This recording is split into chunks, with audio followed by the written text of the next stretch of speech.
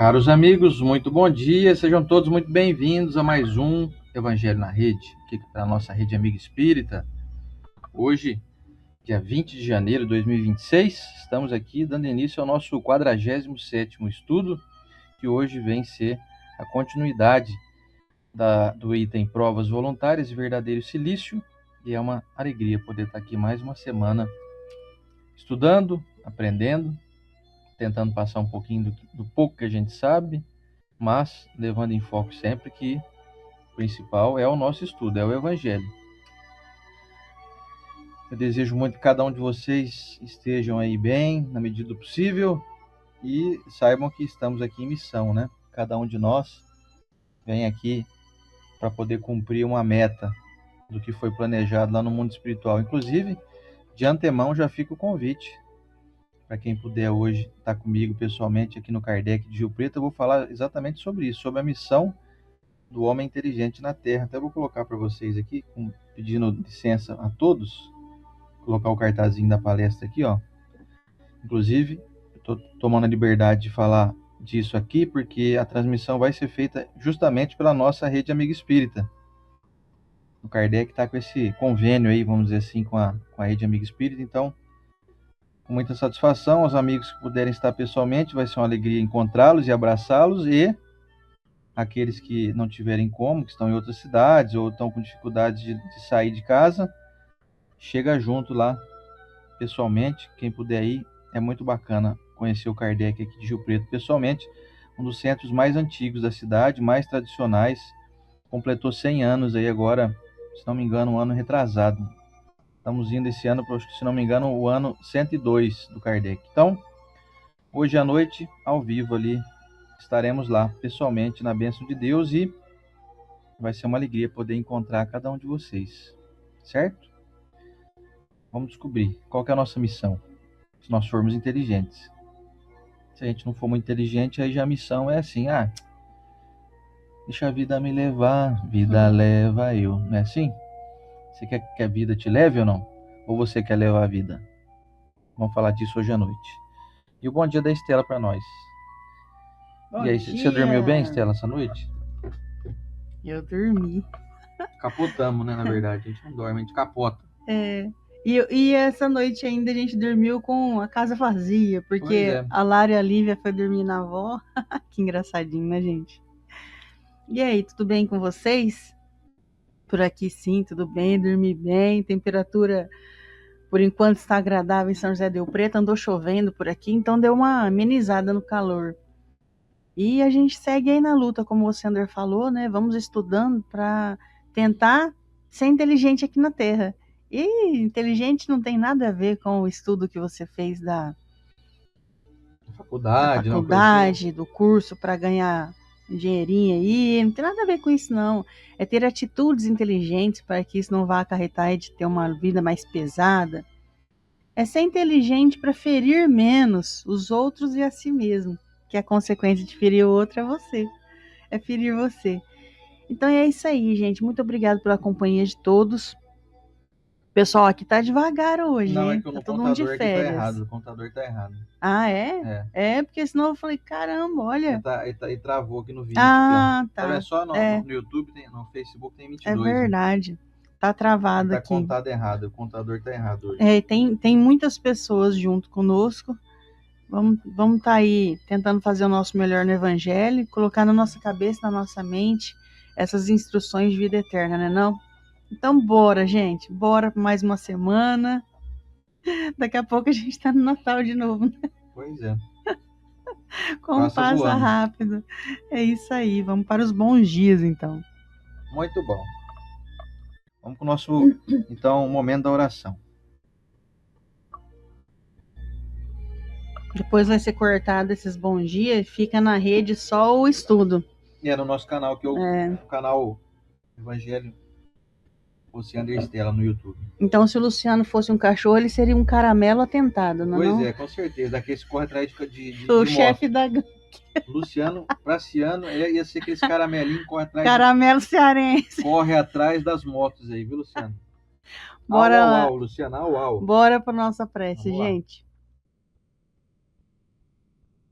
Amado Mestre Jesus, benfeitores amigos, instrutores queridos, muito obrigado pela presença aqui nessa grande corrente. Pegue, Senhor, de nosso coração e de nossa mente todos os pedidos que estão aqui, de pessoas queridas que partiram, de pessoas que estão precisando de sua cura física e emocional.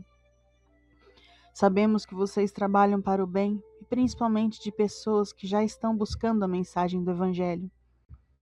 Por isso, nosso pedido de misericórdia, nosso pedido de bênçãos, o nosso joelho de humildade no chão, para que possamos receber ainda mais do que já temos. Senhor, muito obrigado por essa corrente. Abençoados sejam todos aqui, e os que ainda não conhecem o Evangelho do Cristo, não praticam, têm às vezes até repulsa do nome de Jesus, que possam ser tocados de alguma maneira por esse véu divino que traz paz e amor. E de nossos passos, Senhor, o comprometimento de sermos pessoas melhores para assim melhorar o mundo. Muita gratidão e que assim seja. Assim seja. Um abraço pro meu pai e minha mãe também, que deve estar assistindo a gente, só que eles estão sem mandar alô aqui. Dona Renata e seu Ademir. Um beijo para eles. Eu trouxe o livro hoje, Rumos da Vida. Ai, que bonitinha a letra. É de Francisco Cândido Xavier, por vários espíritos que escreveram em trovinhas, em versinhos. Separei para hoje um pequenininho, porque a leitura hoje se estende. Então, para nós, nas provações do caminho, por maior seja o pesar, mesmo que fique sozinho, não pare de trabalhar. De Lobo da Costa. É isso aí, gente. Eu trabalhar, vocês entendem que não é trabalhar remunerado, né? Não, pode ser até o remunerado também, né? Mas desde que você trabalhe com alegria, né? Com satisfação. Bora. E hoje, meus amigos, como a gente falou aqui, dando sequência, continuidade e finalizando as provas voluntárias verdadeiro silício, hoje é a continuação e finalização desse tema, nós vamos fazer de uma forma um pouco diferente, que aqui agora entra numa parte onde é feita uma pergunta por Kardec e a resposta dos espíritos. Então nós vamos fazer, vou ler a pergunta e a resposta e vamos comentar. Depois a gente lê a outra pergunta e outra resposta e comenta de novo. Então nós vamos fazer por etapas. Então, seguindo aqui o nosso Evangelho segundo o Espiritismo, traduzido esse aqui pelo José Herculano Pires, aqui no nosso capítulo 5º, Bem-aventurados os aflitos, é o item 27, que é uma pergunta. Olha só a pergunta que Kardec fez, que é a seguinte. Me acompanha na leitura aí, você. Item 27. Deve-se pôr termo às provas do próximo, quando se pode, ou devemos, por respeito aos desígnios de Deus, deixá-las seguir o seu curso? Respondido pelo espírito Bernardin, um espírito protetor em Bordeaux, na França, no ano de 1863. Já vos dissemos e repetimos muitas vezes que estáis na terra de expiação para completar as vossas provas, e que tudo o que vos acontece é consequência de vossas existências anteriores, as parcelas da dívida que tendes a pagar. Mas este pensamento provoca em certas pessoas reflexões que devem ser afastadas, porque podem ter funestas consequências. Pensam alguns que, uma vez que se está na terra para expiar, é necessário que as provas sigam o seu curso. Há outros que chegam a pensar que não somente devemos evitar de atenuá-las, mas também devemos contribuir para torná-las mais proveitosas, agravando-as. É um grande erro. Sim, vossas provas devem seguir o curso que Deus lhes traçou. Mas acaso conheceis esse curso? Sabeis até que ponto elas devem ir? E se vosso Pai misericordioso não dizer ao sofrimento destes ou daquele vosso irmão, não irás além disto? Sabeis se a providência não vos escolheu, não como instrumento de suplício para agravar o sofrimento do culpado, mas como bálsamo consolador que deve cicatrizar as chagas abertas pela sua justiça? Não digais, portanto, ao verdes um irmão ferido, é a justiça de Deus e é necessário que siga o seu curso. Mas dizei ao contrário, Vejamos que meios nosso Pai misericordioso me concedeu para aliviar o sofrimento de meu irmão. Vejamos se o meu conforto moral, meu amparo material, meus conselhos poderão ajudá-lo a transpor esta prova com mais força, paciência e resignação. Vejamos mesmo se Deus não me pôs nas mãos os meios de fazer cessar este sofrimento. Se não me deu, como prova também, ou talvez como expiação, o poder de cortar o mal e substituí-lo pela bênção da paz. Auxiliai-vos sempre, pois, em vossas provas mútuas, e jamais vos encareis como instrumentos de tortura. Esse pensamento deve revoltar todo homem de bom coração, sobretudo os espíritas, porque o espírita, mais que qualquer outro, deve compreender a extensão infinita da bondade de Deus. O espírita deve pensar que sua vida inteira tem de ser um ato de amor e de abnegação, e que por mais que faça para contrariar as decisões do Senhor, sua justiça seguirá o seu curso. Ele pode, pois, sem medo, fazer todos os esforços para aliviar o amargor da expiação, porque somente Deus pode cortá-la ou prolongá-la segundo o que julgar a respeito. Não seria excessivo orgulho, da parte do homem, julgar-se com o direito de revolver, por assim dizer, a arma na ferida? De aumentar a dose de veneno para aquele que sofre, sob o pretexto de que é essa a sua expiação? Oh, considerai-vos sempre como um instrumento escolhido para fazê-la cessar. Resumamos assim: estáis todos na terra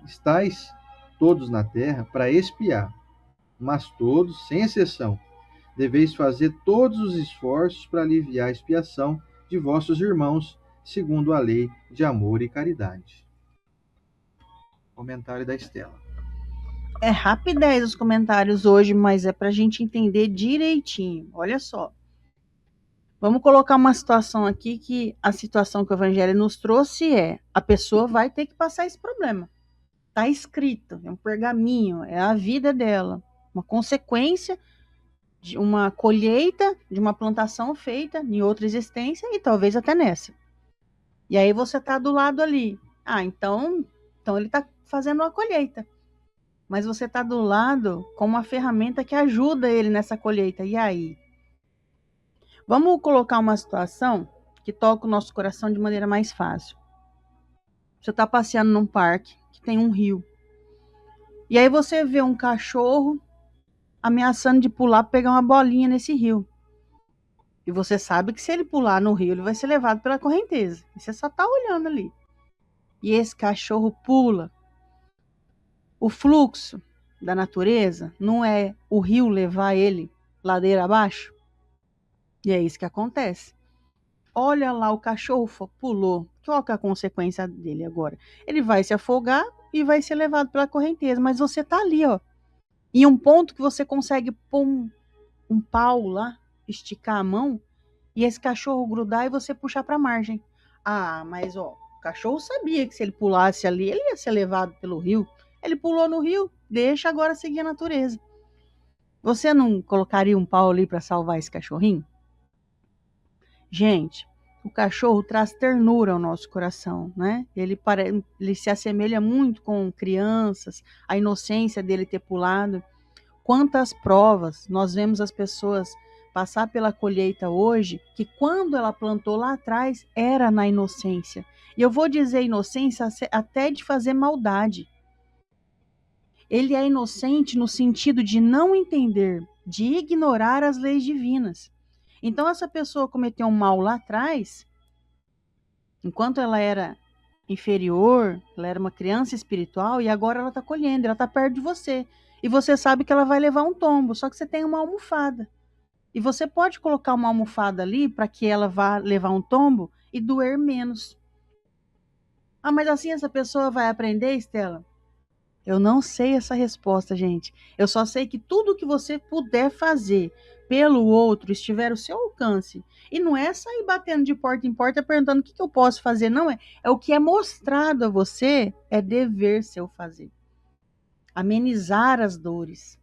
ajudar, porque senão a gente não ia ter nem medicina. Para que ter médico? Para que curar a visão do outro, o aleijado? Para quê? Ele vai passar isso porque ele tem um porquê está passando isso. Então, por que que Deus concedeu a ciência para nós? É para melhorar, é para sanar as dores. Então, se você puder fazer alguma coisa com essa pessoa que você sabe.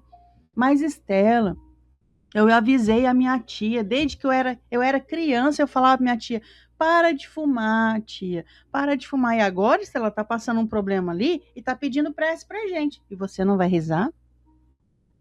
Só porque você sabe que ela tá colhendo ali algo que ela plantou, você não vai ter a caridade, a misericórdia, a piedade de fazer uma oração para ela? Então você é vingativo? É como se fosse assim, tá passando bem feito, isso não é vingança?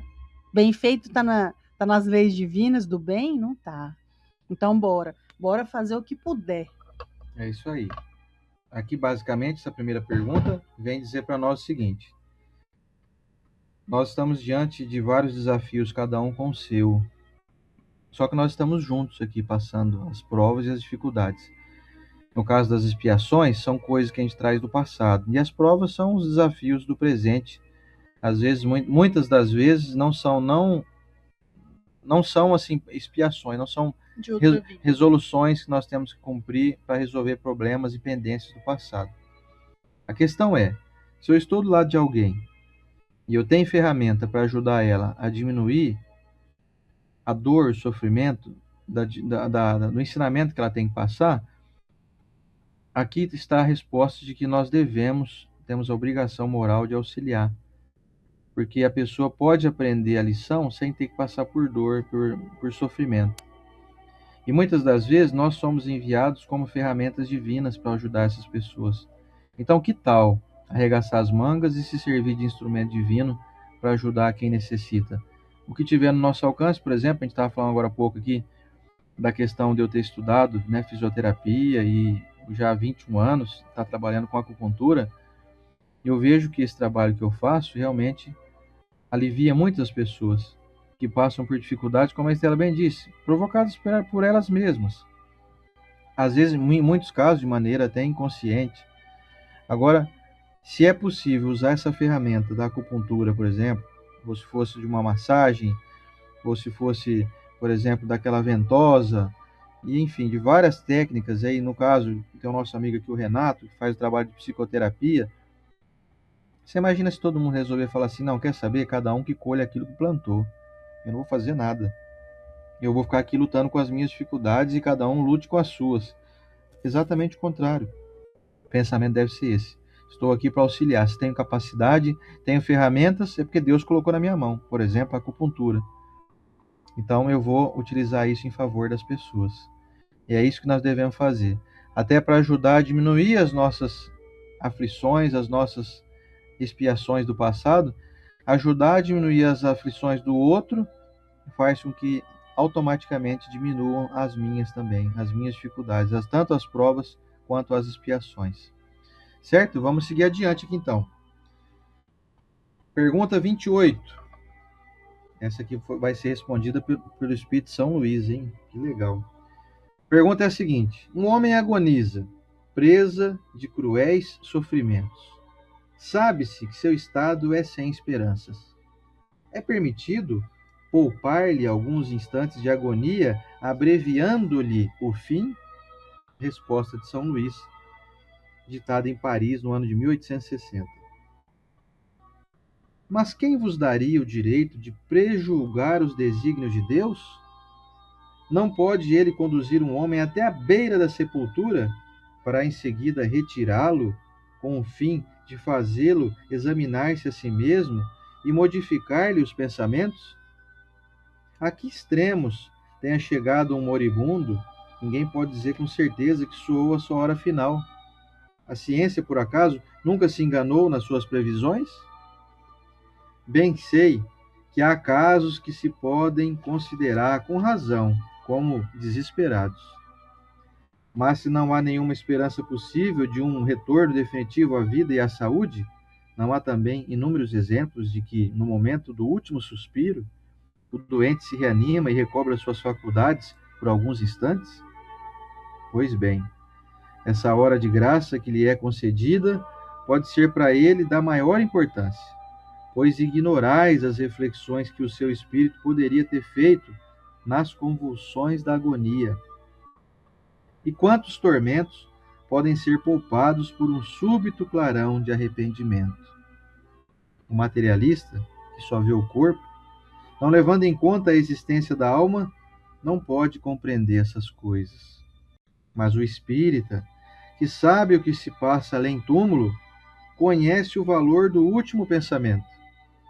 Aliviai os últimos sofrimentos o mais que puderes, mas guardai-vos de abreviar a vida, mesmo que seja em apenas 1 minuto, porque esse minuto pode poupar muitas lágrimas no futuro. Estamos falando praticamente de eutanásia, né? Sim. Eu vou entrar em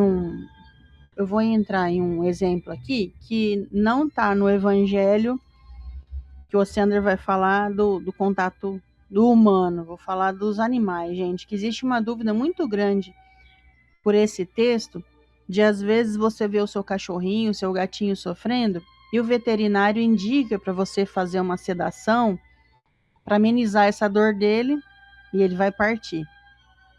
E os espíritas, eles têm muita resistência quanto a isso por conta desse texto, de você não poder abreviar, porque naquele último minuto ele tem o ser humano tem uma reflexão de perdão, de gratidão por alguém, enfim. No caso dos animais irracionais, eles têm a dor-evolução.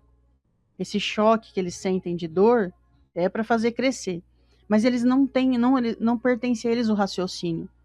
Então, se você puder abreviar, se for indicado pelo veterinário, falou, não tem o que fazer com o teu cachorrinho, ele está sofrendo, ele está agonizante, ele está com dor, é melhor fazer a eutanásia nele, é melhor vocês abreviarem a vidinha dele, porque ele só está em sofrimento. Faça sem peso na consciência, porque o caso do humano é um, do cachorrinho é outro, do gatinho é outro, ou qualquer animalzinho que você veja aí. Porque no livro dos espíritos, eles colocam esses animais como nossa responsabilidade de amenizar todos os tipos de dores deles.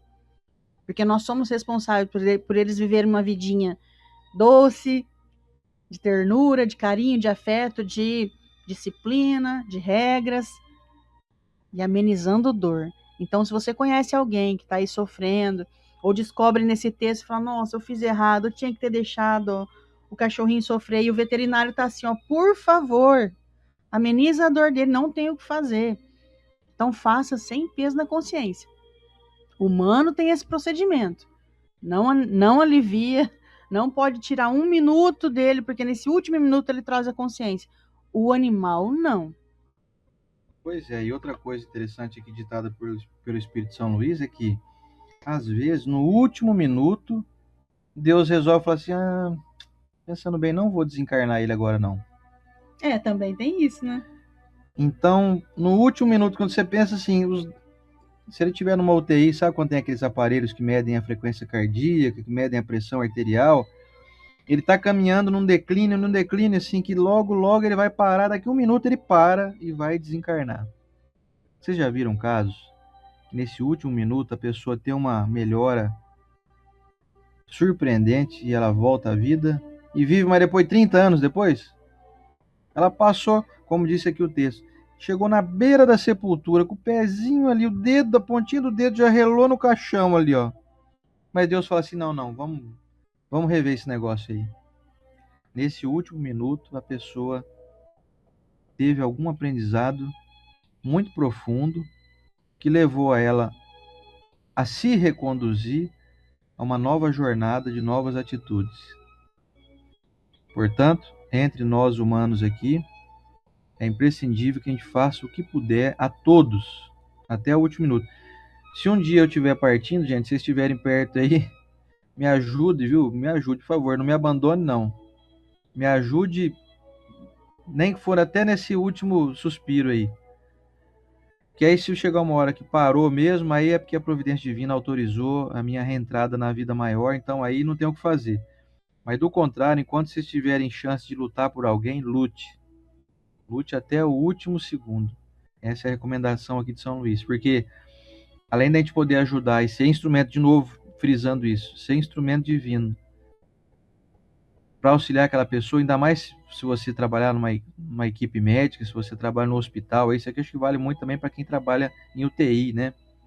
Até para quem trabalha naquela região do hospital, que são os chamados cuidados paliativos, né? Onde as pessoas estão ali e já não tem mais o que fazer, de acordo com a visão humana, né? Mas de acordo com a visão divina, tudo pode mudar surpreendentemente da noite para o dia, como aconteceu já com milhares de pessoas no mundo. Pessoas que tinham a previsão médica de que não durariam, por exemplo, 10 dias, estão vivos aí.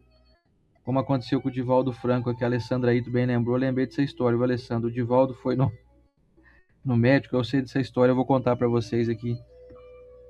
O Divaldo foi no médico, o médico examinou ele lá, ele estava com problema, se não me engano, pulmonar, eu não tenho certeza exatamente, mas ele estava com um problema sério de saúde. O médico falou assim, ó, seu Divaldo, o senhor tem 1 mês só de vida. Ele tinha na faixa de 60 anos de idade na época. E ele ficou muito atormentado com essa informação, né? Acho que quem não ficaria, né? Todos nós, né? A gente quer continuar aqui. Por mais que a gente saiba que existe vida, né? A vida continua do lado de lá, mas a gente quer continuar aqui. A gente tem esse instinto de sobrevivência que a gente até estudou já aí nas semanas anteriores. E aí ele foi embora para casa desesperado. E começou a chorar e preocupado. E aí a Joana de Anjos apareceu para ele e falou assim, escuta aqui, por que o senhor está chorando aí? Ele olhou para ela e falou assim, a senhora tá de brincadeira comigo, né? Com perdão da palavra, mas a senhora não tá vendo que o médico disse que eu tô prestes a morrer, que eu vou morrer? Ainda foi engraçado que ele falou que a Joana de Anjos falou assim pra ele, uai, eu que já morri, já, eu tô morta, e aí? Qual o problema? Você vai vir para cá, só isso vai acontecer. Você não tem fé, não? Recobra a consciência aí, rapaz. Deu uma puxada de orelha nele lá. E ele começou a melhorar o ânimo e tal. Ela deu recomendações para ele lá e fez essa brincadeira de que ela também estava morta, que ele está preocupado com o quê? De morrer? Eu também estou morto. E ele foi, então, pouco a pouco, melhorando o astral, melhorando, e ele, no fim das contas, a gente sabe que tem o dedinho da providência divina aí, né? Ele se curou do problema e depois ele finaliza essa história contando assim que ele falou, e eu tô vivo aqui, depois ainda fui no velório do médico ainda, que me falou que eu ia viver 1 mês só. Então, e você vê tanto que ele faleceu agora o ano passado, né, o Divaldo, aí com 97 anos, se não me engano. Passaram-se mais quase 40 anos desde esse ocorrido aí, quando ele tinha por volta de 60 anos de idade. Então é isso, meus amigos. Quem sabe o nosso momento derradeiro é só Deus. Enquanto houver vida, há esperança. Então, segue firme aí. Essa é a recomendação aqui de São Luís. E a pergunta 29 é a seguinte: aquele que está desgostoso da vida, mas não querendo abreviá-la, será culpado indo procurar a morte num campo de batalha, com o pensamento de torná-la útil? Também São Luís, em Paris, 1860, responde: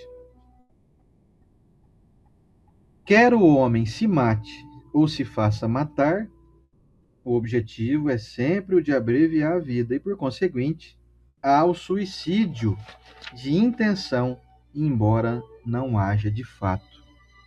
O pensamento de que a sua morte servirá para alguma coisa é ilusório, simples pretexto para disfarçar a ação criminosa e desculpá-lo aos seus próprios olhos. Se ele tivesse seriamente o desejo de servir à pátria, procuraria antes viver para dedicar-se à sua defesa e não morrer, porque uma vez morto já não serve para nada.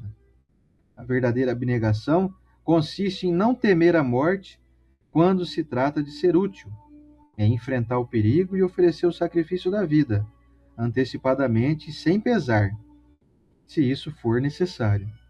Mas a intenção premeditada de procurar a morte, expondo-se para tanto ao perigo, mesmo a serviço, anula o mérito da ação. Não tem heroísmo nisso, não. Tô desgostoso da vida, vou me candidatar ali ao exército para entrar nessa guerra aí. Tem muito disso nos filmes americanos, vocês devem lembrar, filmes policiais. Tem um antigo que é Máquina Mortífera, que era do Demi Glover, e do Mel Gibson. O Mel Gibson tinha... Máquina Mortífera. Ele tinha divorciado, tava um regaço a vida dele, e aí ele entrava na frente dos ladrões, assim, que estavam segurando a arma, e ele falava, atira. Que mérito tem nisso? Ah, tô desgostoso aqui, atirou, não atirou, então... Então, sempre, no Livro dos Espíritos, nós vamos encontrar a mensagem que tudo é segundo a sua intenção.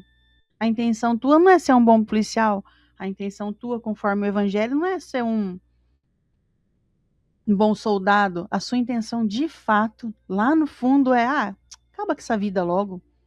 Essa vida que não tem mais graça. Então, muitas vezes, a espiritualidade sabe de nossas intenções lá no fundo. Sabe quando você está triste, desanimado, você para de tomar seus remédios? Toma mais essas porcaria não, sabe? Morreu, toma mais essas porcaria não. Você está desanimado? Vai ajudar alguém. Vai plantar uma árvore. Vai salvar um cachorrinho abandonado. Qual a utilidade de você parar de tomar remédio? Tomar mais essas porcaria não, quer saber? Isso aí não melhora nada. Você tem coragem de falar isso pro seu médico? Não tem por quê? Você vai levar uma bronca. Sabe para quem que você tem coragem de falar isso? Pro seu marido, pra sua esposa, pros seus filhos. Só para atormentar a cabeça deles. Porque é isso que a gente faz. Eu tô desanimado, ainda jogo pro outro. Luciana, quer saber? Eu vou comer um monte de açúcar mesmo, não tô nem aí. Isso daí tortura a mente das pessoas que te amam. Desanima da vida, não. Desanima e coloca um monte de objeto na frente mostrando que você é melhor, que você não tá nem aí, e que parece que você é bom. Então, eu vou ficar mais gastando dinheiro com remédio, não. Vocês compram fruta aí com esses remédios para vocês. Isso não é bonito. Bonito é você estar do lado de alguém que gosta de viver, independente de estar doente ou não. Eu sei que o desânimo bate, gente, pelo amor de Deus. Bate o desânimo quando você perde o emprego, dinheiro.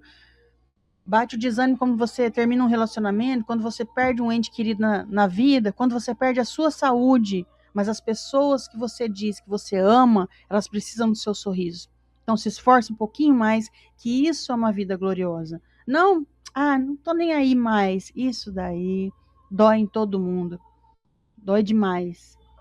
Eu fiz uma simulação aqui, imaginando uma seguinte situação. Você imagina um indivíduo que está desgostoso da vida, e como a Estela bem falou aqui há pouco, você está desgostoso, vai trabalhar, ajudar alguém, né? Você imagina então um indivíduo falar, então eu vou fazer isso mesmo. Tô aqui, já tô desanimado da minha vida mesmo, já queria ir embora dessa vida aqui, então eu vou fazer isso. Fazer o que a Estela falou. Eu vou organizar aqui um mutirão, vou começar a criar aqui um serviço onde eu vou me desdobrar 24 horas por dia para poder, por exemplo, alimentar morador de rua. Só que para poder justificar essa minha empreitada, eu vou me desgastar ao extremo para ver se esgotam as minhas forças e eu desencarno em trabalho até. Eu vou morrer trabalhando. Eu vou trabalhar quase que 24 horas por dia, não vou nem dormir, viu, Estela? Eu vou ficar aqui procurando arrecadar alimentos para poder fazer doação. Eu vou organizar pessoas para me ajudar a fazer esse mutirão. Eu vou fazer ali caldeirões enormes de sopa e de leite com achocolatado. Só que eu vou trabalhar 24 horas por dia, não vou nem dormir. Nem vou comer direito. Para servir na causa que a Estela falou. E aí, com isso, eu vou perdendo as forças, porque eu vou trabalhar tanto, eu vou me exaurir as energias, e aí eu vou desencarnar gloriosamente em trabalho. Tá certo isso? Não tá certo. Nós não temos o direito de fazer isso conosco. Porque a nossa vida, ela é tão preciosa que quem pode escolher o momento decisivo da nossa partida é somente o Criador que nos deu a vida. Quando eu escolho voluntariamente, até com um pretexto nobre, isso não parece um pretexto nobre? Mas poxa, o cara desencarnou trabalhando para poder dar alimento para os moradores de rua ou para famílias carentes. Vamos trocar, vai. Eu vou trabalhar na favela, eu vou ser um benfeitor dos favelados, do pessoal mais pobre, das crianças mais desnutridas, das famílias mais carentes. Só que eu vou ficar com isso assim, eu não vou nem para minha casa mais. Eu vou morar lá na favela, eu vou ficar andando pelas casas. E se precisar buscar pau ali, eu vou ali buscar pau a pé para poder cansar bastante, para ir sumindo as minhas energias. Eu vou trabalhar, vou ajudar a fazer sopa lá para uma família que tem 10 crianças lá dentro de um barraquinho, e vou ficar ali fazendo sopa e servindo eles, depois lavando a louça, e etc, etc. Eu não vou nem descansar, não vou nem dormir. Vou ficar 24 horas por dia trabalhando para servir a causa de Deus. E aí eu vou resolver o meu problema até eu desencarnar. E não vai demorar muito tempo, porque eu já estou me sentindo meio fraco. Se eu fizer um serviço desse aí 1 mês e por aí, eu acho que eu já parto. Serei glorioso no mundo espiritual? Não. Porque eu tenho uma segunda intenção. Eu não estou ajudando de coração, eu estou ajudando para conseguir algo que para mim é primordial, que é eu desencarnar. Então, quando há segunda intenção, o mérito da ação desaparece. Até vai contar um bônus hora a teu favor. Sim, você vai ganhar um bônus hora. Vai chegar no mundo espiritual com algumas horas de trabalho contabilizadas a seu favor. Mas como seu objetivo primordial não era servir as pessoas, não era. Era o objetivo secundário esse. O objetivo primário era você desencarnar logo. Então não há mérito nisso.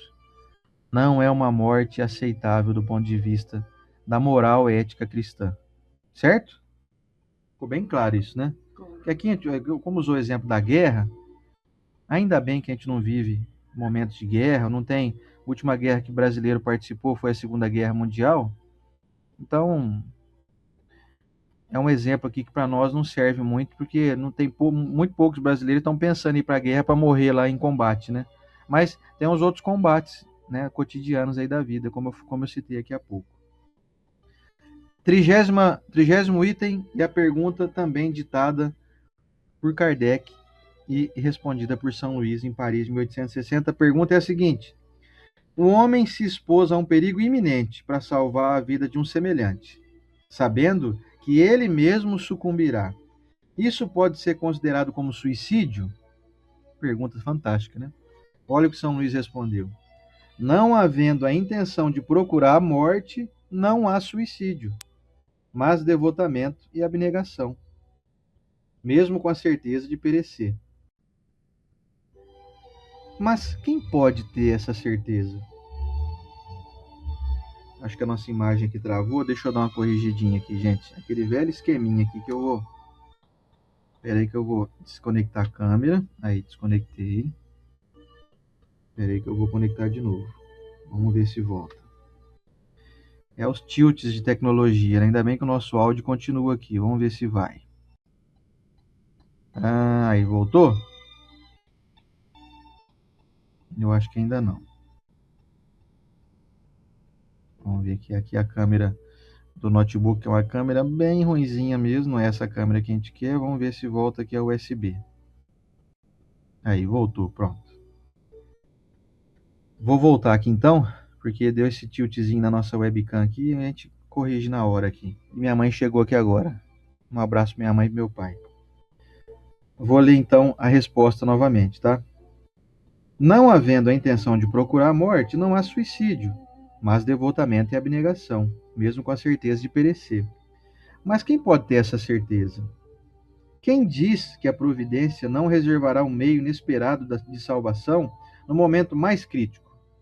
Não pode ela salvar até mesmo aquele que estiver na boca de um canhão?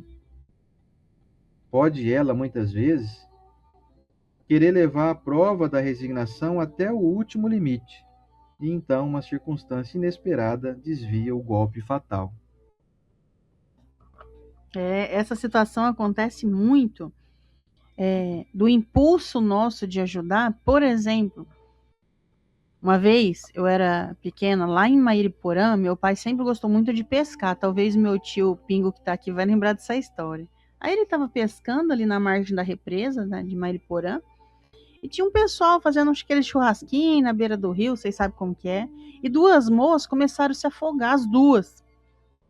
Meu pai largou as varas de pescar e teve o impulso de ir lá e pular para salvar elas. E vocês sabem que o maior índice de afogamento quando acontece duas pessoas é que uma foi salvar a outra, porque o desespero que que a pessoa que está se afogando entra, ela cria uma força comunal e arrasta o outro para baixo também.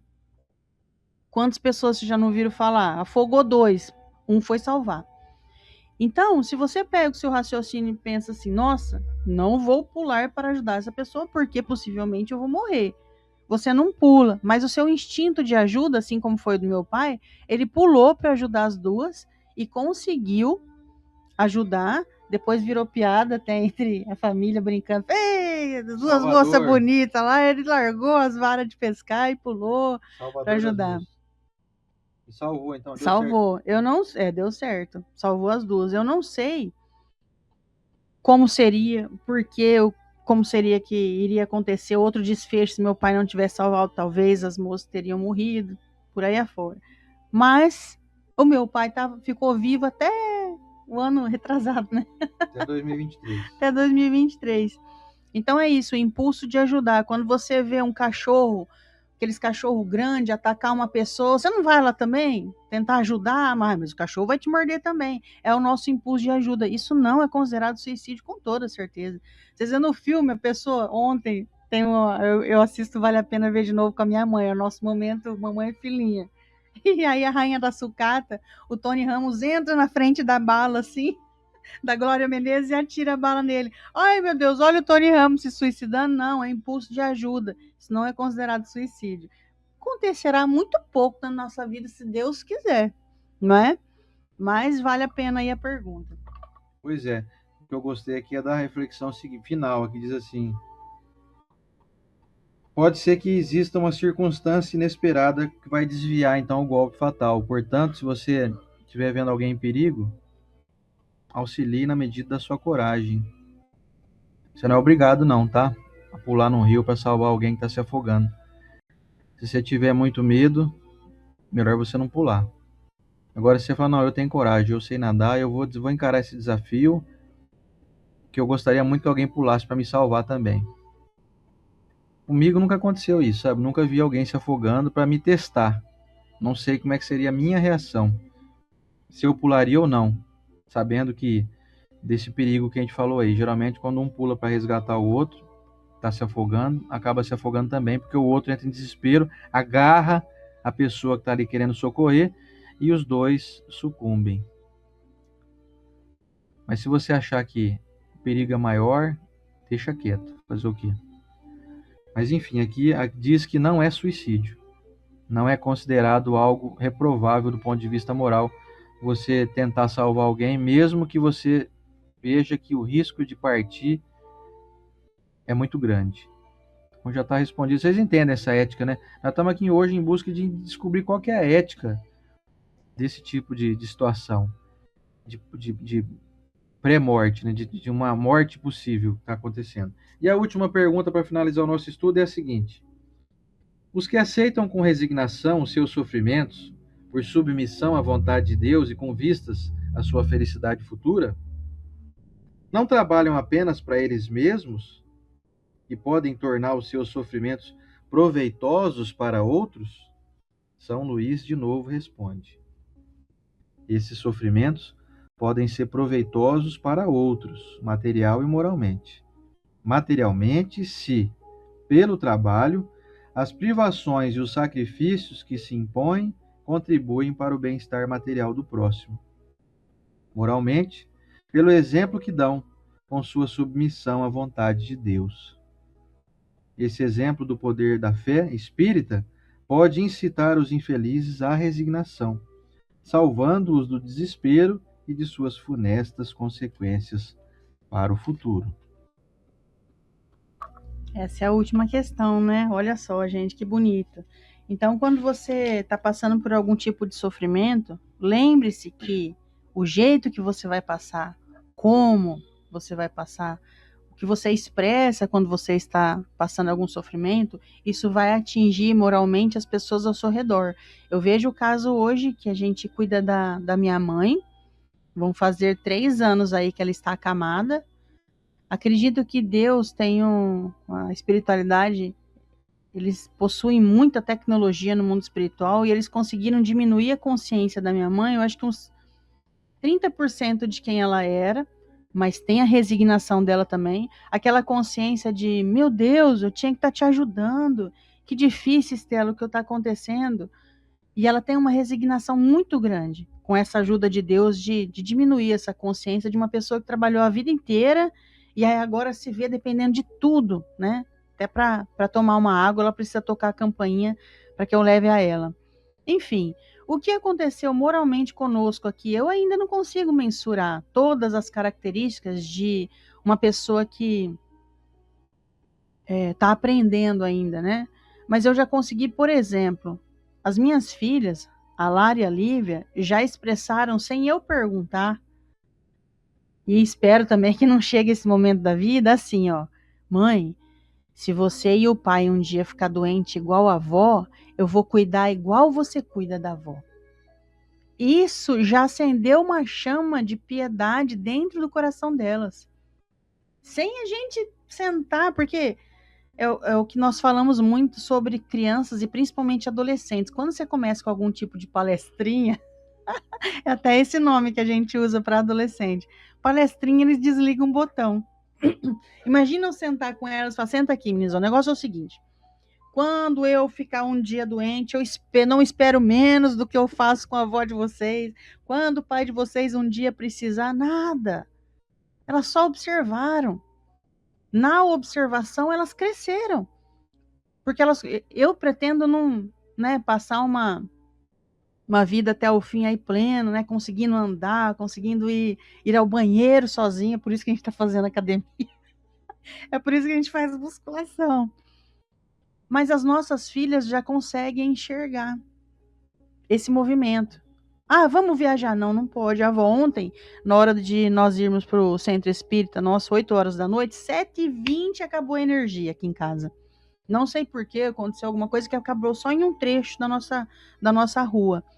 E aí, a gente não poderia. Eu falei, ó, Sandra, não dá para deixar a mãe aqui. Sentei do lado dela, liguei a lanterna do telefone ali e ficamos proseando. Porque ficou um breu total, tadinha, né? E é o horário dela assistir novela. Então, gera algumas mudanças na nossa vida ter uma pessoa totalmente dependente de nós. Não é um bebê, não é? É um adulto que eu consigo conversar. Olha, mãe, vou chegar a tal hora. Olha, mãe, tô saindo, tá tudo bem, a senhora quer alguma coisa? Mas é totalmente dependente. E sem falar nada para ninguém, isso vai crescendo. O Oceander cresce, eu cresço. As minhas filhas crescem. As pessoas ao redor que um dia tem uma dificuldade, falam, nossa, minha tia quebrou a perna, mas foi um regaço o tempo que minha tia quebrou a perna. Ah, mas a perna vai sarar. E a mãe da Estela, que não vai sarar, que ela tá ali. Como é que eu tô lidando com isso? Eu tô reclamando para todo mundo. Ah, então o dia que a perna da tia quebrar, vai todo mundo reclamar também, porque é assim, tem que reclamar. Não, nós somos, de alguma maneira, exemplos moral. E a pessoa que passa com essa resignação, nossa, ajuda demais. Que é muito mais fácil cuidar de alguém que está disposto a ser cuidado. É muito mais fácil. Quantas pessoas já não disseram isso para mim? Estela, se a minha mãe ficasse igual a sua, eu tava lascada, porque a minha mãe é brava. O meu pai é bravo. Eu conheci uma pessoa quando eu era criança que ficou assim, um homem, e a mulher dele apanhava dele, ele estava na cama, ele batia. E ela cuidava com o maior amor. Então, diante disso, meu pai também, nossa, meu pai fazendo hemodiálise, ele falava para mim no caminho da hemodiálise, ele falava, Estela, para que eu tô aqui dando esse trabalho para vocês? Aí eu falava, que trabalho, pai? Para com isso. É claro que estava dando trabalho, gente. Não era fácil pegar ele com força, colocar, tirar da cadeira de rodas, colocar na cama, levar. O Sander foi uma vez que ele foi comigo, quis me acompanhar para conhecer. Nossa, ele ficou com uma compaixão danada, porque o centro da hemodiálise fica o quê? Umas 30 cadeiras assim, né? E aí eles fazem amizade um com o outro, mas é aquela situação que o cara fica ali 3 horas, meu pai ficava 3, 4 horas, trocando o sangue na máquina para viver mais um pouquinho. Então, meu pai ajudou a gente a crescer o nível de compaixão no coração. Então, isso é o sofrimento. Como você está passando? Você é um exemplo? Seja, por favor, não reclama não. Não reclama a falta de dinheiro, porque um dia seu filho vai ter falta de dinheiro e ele vai saber o caminho do que fazer. Sabe como? Meu pai, quando faltou dinheiro, reclamava. O que ele vai fazer? Ele vai reclamar também. Então, como você passa essa situação, ajuda as pessoas ao seu redor melhorar a moral deles. Bom, acho que diante de tudo que a Estela disse, não tem mais nada a acrescentar. E eu deixo aqui, então, essa reflexão de que bom que Deus coloca no nosso caminho pessoas para nos servirem de exemplo. E que bom será se um dia a gente puder ser exemplo para alguém também. Ai de mim, hein? Ai de mim, como diz o professor Rodrigues. Então a resposta aqui de Santo Agostinho é precisa. Existem sim as pessoas que estão aqui e que servem-se de instrumento nas mãos de Deus, como foi o cego. Perguntado a Jesus se era ele que tinha pecado ou os pais dele. E aí Jesus respondeu de forma sábia: nem outro. Nem os pais e nem ele pecaram. Ele só está assim para que a vontade de meu Pai se manifeste. Sem dúvida nenhuma, aquele cego, então, era alguém que estava servindo de exemplo para aqueles que não dão valor na própria visão. Então, existem sim muitos casos onde as pessoas estão aqui para nos auxiliarem de uma maneira a tornar a nossa evolução mais eficaz através das próprias lutas. Então, abençoados sejam esses, como a dona Isabel, que está aqui, mora com a gente, está aí na sua luta, né, de ficar o dia todo praticamente deitada numa cama, e tantos outros, né, se a gente fosse enumerar aqui e falar, iria tomar muito tempo, mas vamos deixar só o exemplo da dona Isabel aqui, que mesmo ali deitadinho o dia inteiro, ainda dá passe nas pessoas que vêm ali, vem cá que eu vou te abençoar. E agora ela começou a orar todo dia, ela tem um horário. Estela, vem aqui, vamos orar. Né? Quem que você tem para orar? Antes de ontem, eu orei para nossa amiga Adriana, inclusive, que eu peguei e falei, deixa eu ver. Olha ela escrevendo aqui, ó, ela tá escrevendo aí, ó. Adriana Cavenaghi. E aí, quem que você tem para orar, Estela? Aí eu falo, ela fala oração, aí ela fala agora, ela fala com Deus, gente. Agora, pai, a minha filha vai falar algumas pessoas que ela tem anotado no caderninho. E aí ela falou o nome dessa nossa amiga, é sempre uma lista, né? Pois é, e para contar vamos dizer assim, uma benfeitoria da dona Isabel, ontem eu voltei a atender o Tiago e a Daiane, os nossos amigos, acho que eles devem estar até assistindo nós aqui. E aí eu falei, e aí, Tiago, você quer tratar do quê, né? Ele falou, cara, você acredita que aquele problema que eu tinha no Zin sumiu depois que eu fui lá tomar um passe com a dona Isabel? A camada, gente, ela põe a mãozinha dela assim. Ele tava com uma pedra nos rins e doía muito. E como ele dirige, ele trabalha de motorista, assim, ele viaja, né? Muito, fica muito tempo dentro do carro, na rodovia. E ele falou assim, eu tava com muitas dores, assim, tava insuportável a dor, né? Depois que eu fui lá, a dona Isabel deu um passe em mim, eu nunca mais tive esse problema, nunca mais doeu. Então antes era um desconforto eu viajar, agora acabou, sumiu. Ele falou, eu ainda tenho a pedra no rim que eu fiz exame, eu vi que só que a pedra tá num lugar que ela tá quietinha e ela não dói mais. Então pode ser que fique o resto da vida assim, que ela não vai doer mais. Pode ser que um dia ela resolva sair. Mas ele ficou impressionado. Então, até as pessoas que estão numa situação difícil, como a dona Isabel, de ficar ali acamada, podem produzir o bem, né? E como a dona Isabel vem fazendo aí, né? Ao longo desse tempo, desses 3 anos quase que ela está acamada aqui, dá muito exemplo para nós de resignação. É isso aí, meus amigos. Finalizamos então hoje o capítulo 5º. Semana que vem vamos entrar num outro aqui que é fantástico. Olha só. Capítulo 6º, o Cristo Consolador. Então vai valer a pena, hein? Semana que vem, então, o Evangelho número 48. Vai ser dia 27, então, de janeiro. O último Evangelho do mês de janeiro. Você já está convidado para estar conosco. E agora, vamos para o nosso momento da oração. É isso aí. E hoje lá no meu Instagram eu coloco a reflexão do livro Arte de Viver.